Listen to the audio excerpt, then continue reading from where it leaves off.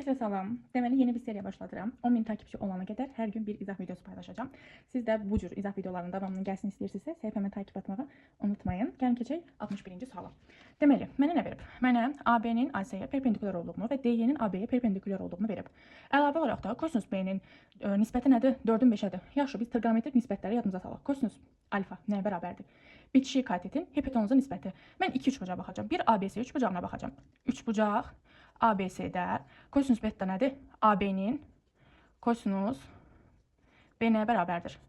AB-nin BC-yə nisbətinə bərabərdir. Və kiçik üçbucaqda, üçbucaq BDY-də kosinus B nəyə bərabərdir?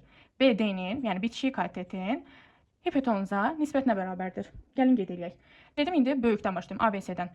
X-la ifadə edilib, nisbəti 4-ün 5-ə verib. Mən bütöv buranı bir K ilə, 4K ilə işarə eləyim. Deməli, onda BC nə olacaq? 5K olacaq. Sonra kiçik üçbucağa baxıram BD-yə. BD-yə bir 4X deyim. Burada nə olacaq onda? 5X olacaq. Başqa nə verib mənə? Başqa mənə AD-nin 8 olduğunu verib. Burada 8-dir.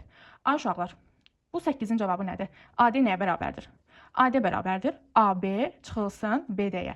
Yəni mən buranı tapmaq üçün bütövdən bu hissəni çıxaram da, düzdürmü? Yəni AB-yə nə dedim? 4K dedim. BD-yə nə dedim? 4X dedim. Düzdür? Bərabərdir nəyə? 8-ə. 4-ü ortaq vuruq çıxartsam buradan K çıxılsın X bərabərdir 8-ə. Buradan K çıxılsın X nəyə bərabərdir? 2-yə bərabərdir. Yadda saxladım. Məndən nə istəyir? Məndən YS-ni istəyir. YS nəyə bərabərdir? YS. BC-dən çıxaram nəyi? BY-ni. Düzdür? Yəni 5K çıxılsın 5X. 5-i ortaq vuruq çıxartsam K çıxılsın X. K çıxılsın X-in də cavabı nədir? 2-dir. Qoyuram yerinə, eləyir 10. YS-min cavabı elədir